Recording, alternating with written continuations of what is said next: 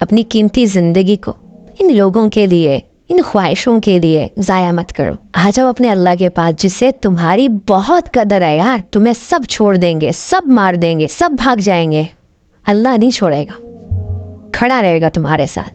وَهُوَ مَعَكُمْ أَيْنَمَا كُنْتُمْ وَاللَّهُ بِمَا تَعْمَلُونَ بَصِيرٌ. اللہ کہہ رہے میں تمہارے ساتھ ہوں. ڈزنٹ میٹر کہ تم میری مانو نہیں مانو، میں پھر بھی تمہارے ساتھ ہوں. واللہ بما تعملون بصیر. تم جو کچھ بھی کرتے ہو میں اسے دیکھتا ہوں. دیکھنا تو میں یہ چاہ رہا ہوں کہ اچھے اعمال کرو، آخرت بناؤ، عبادتیں کرو، علم حاصل کرو، لوگوں کے ساتھ بھلائی کرو. دوسری جانب اگر تو کوئی گناہ کرے گا تو اس گناہ کو تو مجھ سے چھپا نہیں سکتا. اگر کوئی بے حیائی کا کام کرے گا تو ٹھیک ہے دنیا سے تو چھپ جائے گا، لیکن مجھ سے تو نہیں چھپ سکتا کیونکہ میں اس کو دیکھتا ہوں.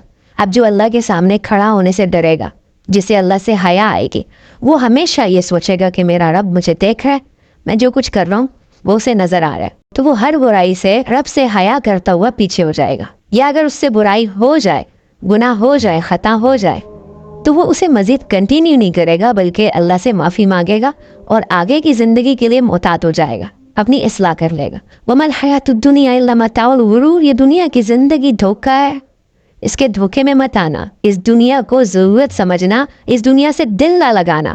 لیکن تو نے دنیا سے دل لگایا تو دنیا نے تیرے دل کی یہ حالت کر دی.